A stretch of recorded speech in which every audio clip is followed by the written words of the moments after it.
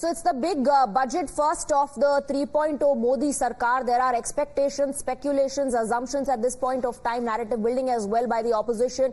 Will it be a populist budget? Will it be pragmatic? Will there be more money in the hands of the consumers, the common man, the Aam Aadmi, or big ticket reforms? Talking about the economic survey, Deepti, the industry has given a thumbs up. They believe that this is a practical, positive and a pragmatic sort of a survey that highlights 6.45 to 7% GDP growth for India. Absolutely. And, you know, I think what we've been discussing at least over the last 30 minutes or so will tell you where the focus, where the emphasis of the Sarkar should be. The industry has reasons to be happy, Swati, because, you know, in spite of the fact that you've seen the corporate tax that has actually gone down, there has been a lot of push to ensure that there is more FDI that comes into the country. But you're looking at a significant boost that people expect CapEx should get. What we'll also do is we will introduce our team of reporters that is tracking the story, that will decode, that will get us the newsmakers, tell you a lot of what Nirmala Sitharaman is going to be doing over the next few hours in the build-up to the budget that is going to be presented at 11 in the Sansad. We have Mohit joining us from the Vijay Chowk, also Akanksha and Sabyasachi also tracking the story closely. So once again, a very good morning to all our, team of reporters joining us. And this is again a quick reminder that Times Now is getting you the best budget analysis. We will tell you how the budget matters to you, what is in the budget for you, what really not just are the expectations, but what would be the road ahead. So starting 8 a.m., our group editor-in-chief Nabika Kumar and the entire team, remember, will join you to get this coverage on a bigger scale. Because, you know, Mohit, Sabyasachi, Akanksha, no matter what you say, but this is the most important budget when it comes to Modi 3.0. And I think more so right now because you have a government that is dependent on allies. You also have an opposition that is belligerent. You also have the middle class that is expecting so much. The middle class has been saying, we've supported the BJP all around. You've cut down the corporate tax. What about us this time? So will the government listen to the middle class there? What about the salaried people like you and me and, millions of our viewers watching this? So we'll go one by one. Sabyasachi, first to you. You're tracking Nirmala Sitharaman.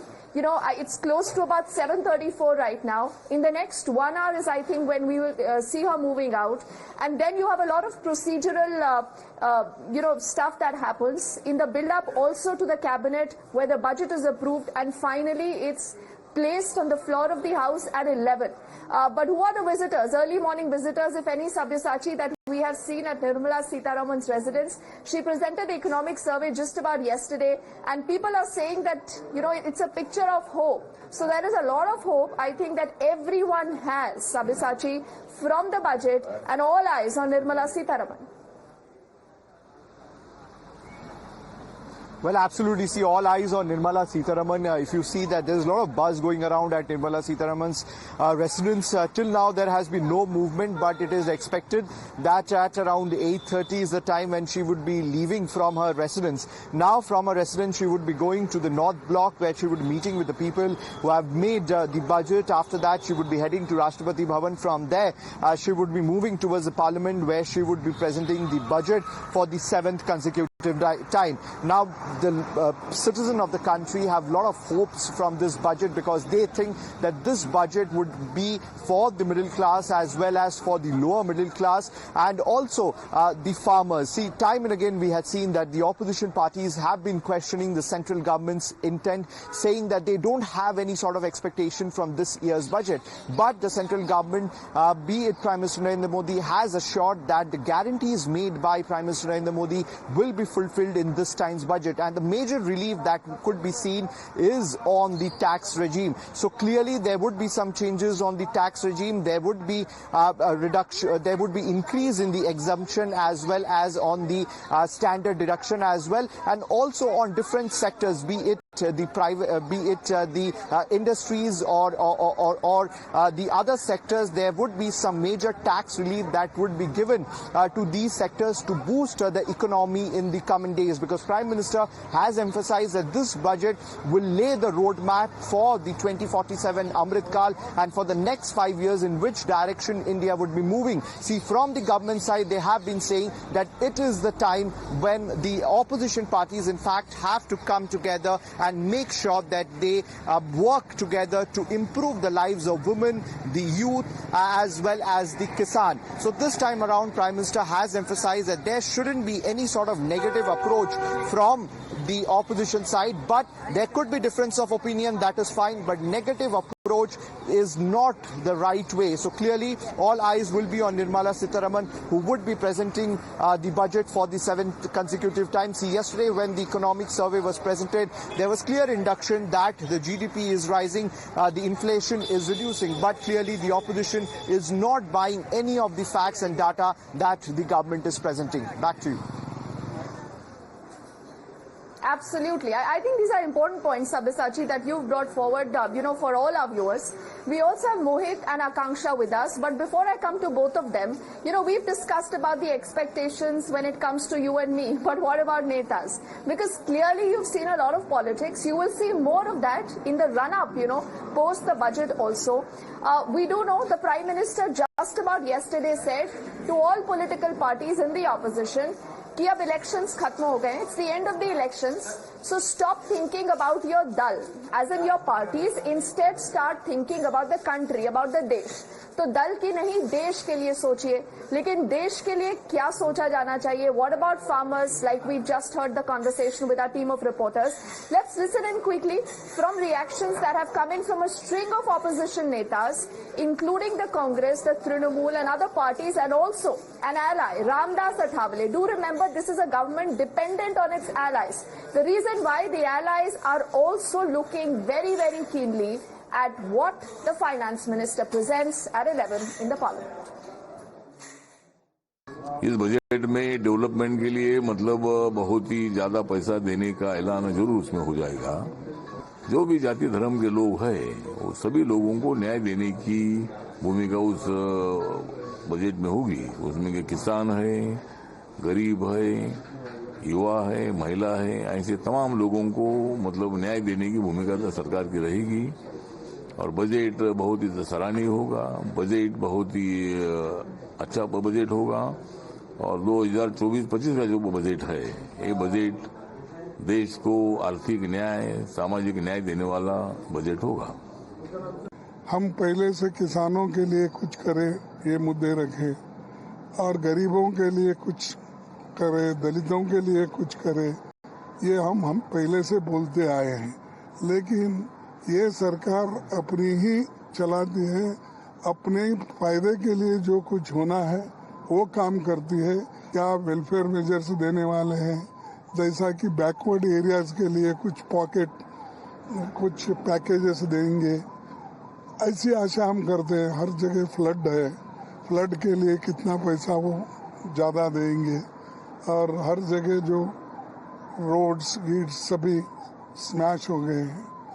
ये सारी चीजें हैं. बाकी के तो NEET के, defence के issues है, वो देखेंगे. So till the budget is presented, the analysis of the economic survey is giving us big talking points. The industry insiders believe that 6.5 to 7% GDP growth is the new normal for India, and it might surpass the conservative estimates. But you heard the opposition. Mohit is also with us on the broadcast. The opposition already setting a narrative calling this government anti-middle class, anti-common man and anti-farmer.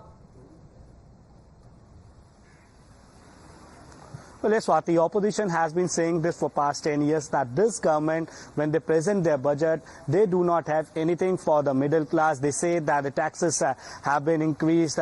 There's nothing for the farmers. And when it comes to farmers, Swati, we know for a fact that how Sanyukt Kisan Morcha has decided that they will be protesting against the government. Again, their protest will start again from this particular month, and they will on 15th of August will be holding a tractor rally, because SKM says that what are the promises that were being given to them by the government, they have not been fulfilled. Their main demand is of MSP, and there are certain other demands that are not being met. So they also hope that this time around they can get something from the government when it comes to the agriculture sector. Kisan Samman Nidhi is also very, very important, Swati. The first decision that the Prime Minister took when he went to the South Block in Modi 3.0 was signing of that release of the next installment of the Kisan Samman Nidhi. So the agriculture sector, the farmer sector is very, very important for this government and for Prime Minister. Now when it comes to the taxes slab, now what we are being told is that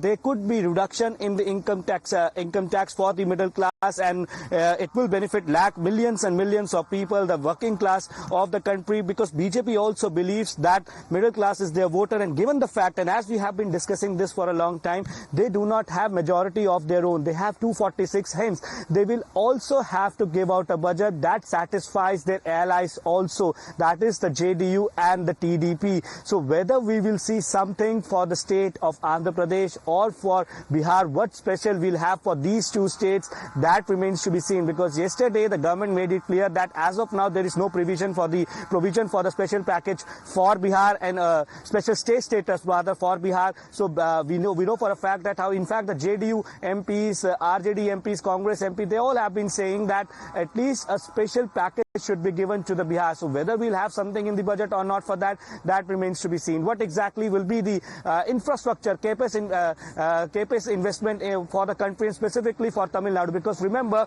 Chandrababu Naidu is completely focusing on the state of Andhra Pradesh, and to build a new capital over there, Amravati, they will need huge investment, they will need huge infrastructure. So whether the center gives that to Andhra Pradesh, and there will be certain provision in the budget. If you recall, his last trip to Delhi also had a very long meeting with the finance minister, and people said he actually discussed threadbare his expectations. But you know what we've also done over the last few minutes, just we focused about the farmers and the budget.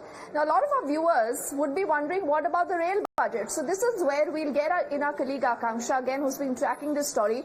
Now do remember, it was in the year 2017 that you had the government doing away with the tradition of presenting a separate rail budget, and it was all amalgamated to give you a consolidated union budget. But you know, Akanksha, all indications are that with the spate of these unfortunate tragedies that you have seen even in the railway sector, we could be expecting Nirmala Sitharaman, the finance minister, to lay special emphasis when it comes to the rail sector.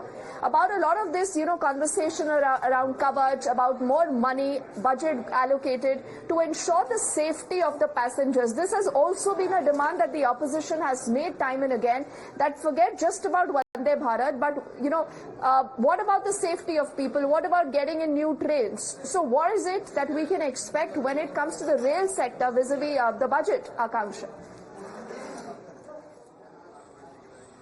Well, absolutely. As you see, as far as the railway sector is concerned, remember the opposition has been raking up the issue of the tragedies, accidents that have taken in the last few months, in fact, the last 1 year. So it is expected that Nirmala Sitharaman today will also focus on the railway sector as well. All eyes will be on the major announcement as far as that sector is concerned, and all the other announcement that she will be making. But as far as the opposition is concerned, they are, in fact, they've time and again alleged that the government is anti-common people, anti-farmer, and it remains to be seen what their strategy will be in the parliament after the budget is presented. Today in the evening, there's a very important meeting that will be convened by the India bloc, and they will in fact formulate a strategy as to how they're going to take this forward and what their view on the budget is. But as far as the reactions that have come from the opposition parties, they have set the tone and tenor for how the reaction will be. They have said that this government is anti-common people and they have absolutely no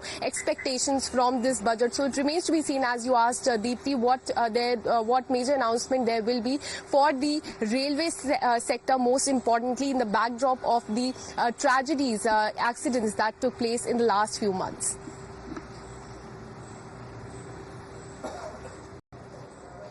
projection of GDP for that is $5 trillion. So there's going to be a lot of focus on infrastructure development, and of course railway sector is a crucial one when it comes to infrastructure development. Deepti, Akanksha, Sabyasachi, Mohit will all continue to be with us. We're just taking a very short break on the broadcast. Lot more lined up on the other side.